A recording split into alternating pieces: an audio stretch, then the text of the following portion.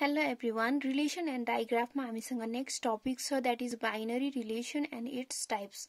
अब binary relation भनेर के हो भनेर जान्नु भन्दा अगाडि फर्स्टमा हामीलाई what is meant by relation, relation भनेको चाहिँ के हो जान्नु पर्यो। फर्स्टमा बाइनरी रिलेसन भनेको त रिलेसन भित्रको पार्ट भयो। सो फर्स्टमा we need to know about what is meant by relation. relation मा के छ, relations are derived from Cartesian product. Cartesian product भनेको हामीले अलरेडी पढिसक्यौं। Cartesian product भनेको हामीले क्रसले डिनोट गरिन्छ। दुईटा सेट छ, लेट अस सपोज हामीसँग भने, देन त्यसको Cartesian product मा के हुन्छ, हामीले एउटा ordered pair फर्म गरिन्छ। सेट अफ ordered pair हो Cartesian product भनेको, where A belongs to A and B belongs to B. A चाहिँ A बाट आउने एलिमेन्ट हुन्छ भने B B बाट आउने एलिमेन्ट हुन्छ। That means if B cross A थियो भने यो फर्स्ट एलिमेन्ट B को हुन्थ्यो and second element from A को हुन्थ्यो। भनेको फर्स्ट एलिमेन्टले जहिले पनि X कम्पोनेन्ट डिनोट गर्छ, सेकेन्ड एलिमेन्टले जहिले पनि Y कम्पोनेन्ट डिनोट गर्छ भनेर हामीले हेर्यौं अघिल्लो भिडियोमा, जुनमा चाहिँ हामीले कार्टेसियन प्रोडक्टको बारेमा डिफाइन गरेको थियौं। त्यसमा हामीले कार्टेसियन प्रोडक्ट भनेको के हो, अर्डर्ड पेयर भनेको के हो भनेर हेरेको छौं।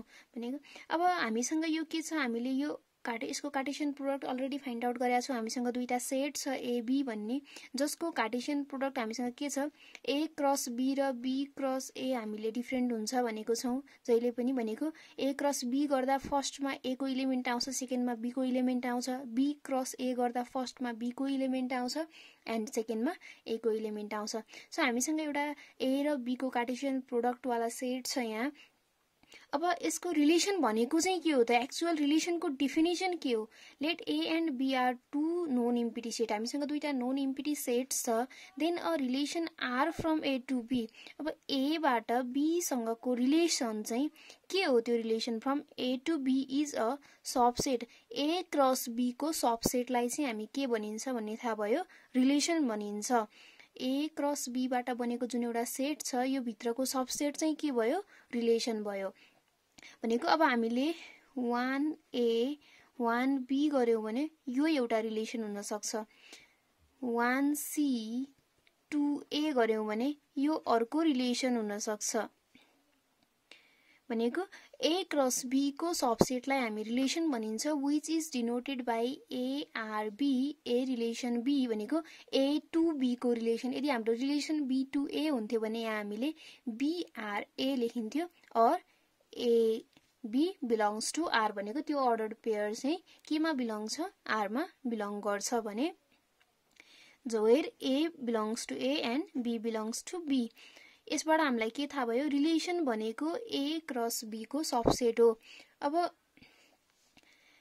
हामीले नेक्स्ट छ हामीसँग अब बाइनरी रिलेसन भनेको चाहिँ के हो त। बाइनरी रिलेसन भनेको, the binary relation R from A to B is a set of ordered pair where first element is from set A and second element is from set B.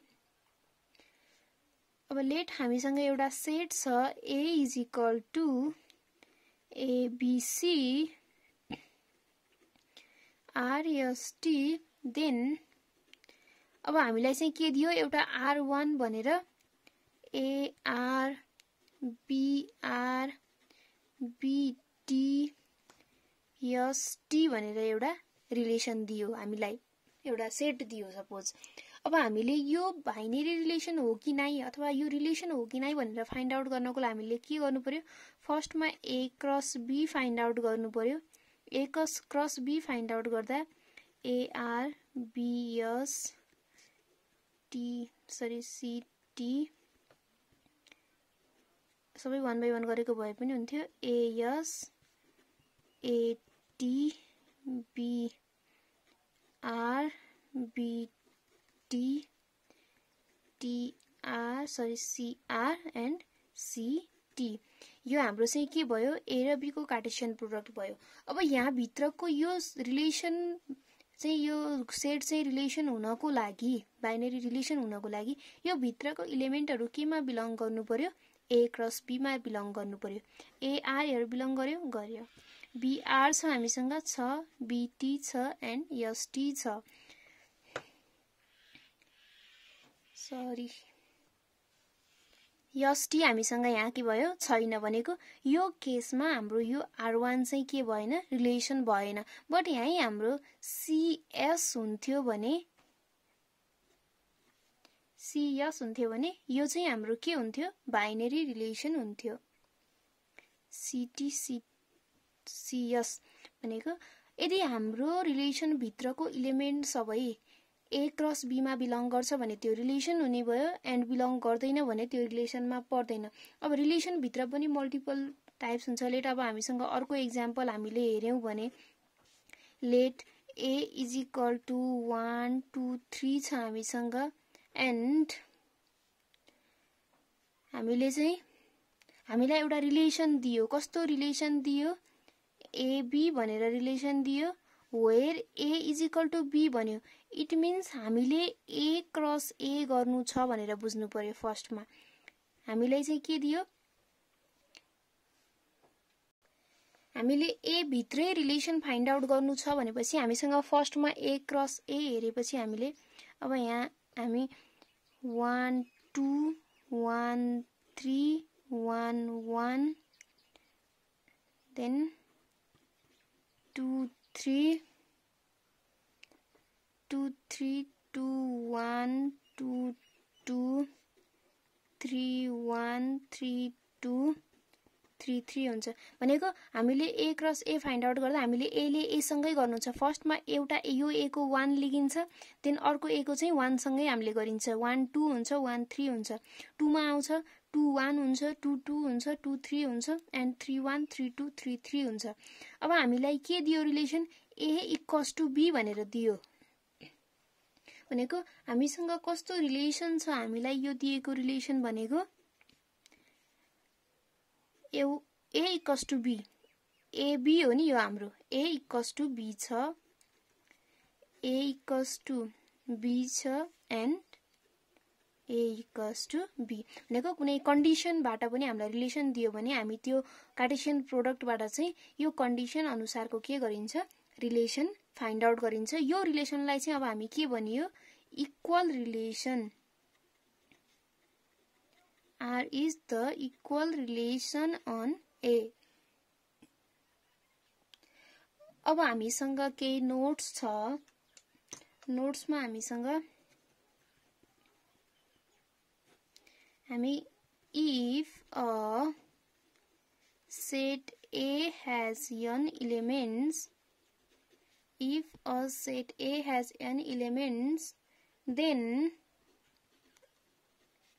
A cross A has n square elements अब यो कसरी त हामीले यहाँ हेरौं हामीसँग A मा कति एलिमेन्ट्स छ A मा कति एलिमेन्ट्स छ 3 एलिमेन्ट्स छ अब A क्रस A मा कति एलिमेन्ट्स छ 1 2 3 4 5 6 7 8 9 भनेको A मा जति नम्बर हुन्छ A क्रस A मा त्यो नम्बरको के हुने भयो स्क्वायर हुने भयो then another so if a set A has m elements and B has n elements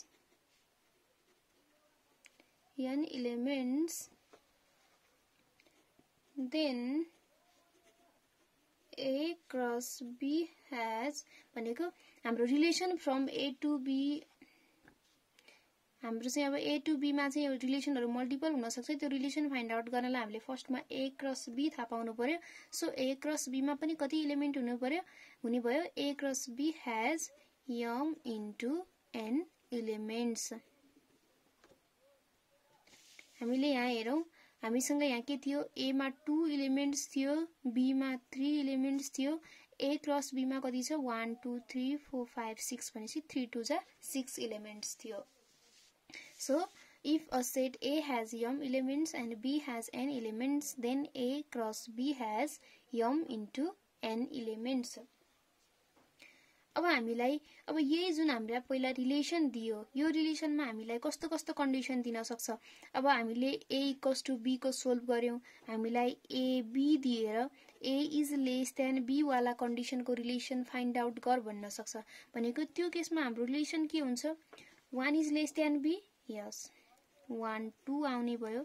1 is less than 3, yes 1 is lace, यो आएन, इक्वल भयो। 2 3 आयो, 2 1 2 ग्रेटर भयो, 2 2 भएन, 3 1 भएन, 3 2 भएन एन्ड 3 3 भएन। भनेको यो कन्डिसन अनुसार हाम्रो रिलेसन के हुने भयो, ए क्रस एमा एनदर रिलेसन यो हुन सक्ने भयो। यसरी हामीलाई चाहिँ डिफ्रेन्ट कन्डिसनहरू दिएर त्यो अनुसार त्यसको कार्टेसियन प्रोडक्टबाट रिलेसन फाइन्ड आउट गर भन्न सक्छ। और हामीलाई यो क्वेसनहरू भनेको हाम्रो मल्टिपल चोइस क्वेसनमा आउन सक्ने क्वेसन हुन्छ। सेट ए मा एन इलिमेन्ट छ भने ए क्रस ए मा कति चाहिँ इलिमेन्ट हुन सक्छ, ए मा एम एन्ड बी मा एन इलिमेन्ट छ भने ए क्रस बी मा कति इलिमेन्ट हुन सक्छ भनेको यस्तो नोट्सहरू भनेको जुन हामीले नोटहरू गरिन्छ 1 लाइनमा, त्यो कुराहरू भनेको हाम्रो मल्टिपल चोइस क्वेसनको लागि इम्पोर्टेन्ट क्वेसन हुन्छ। Thank you.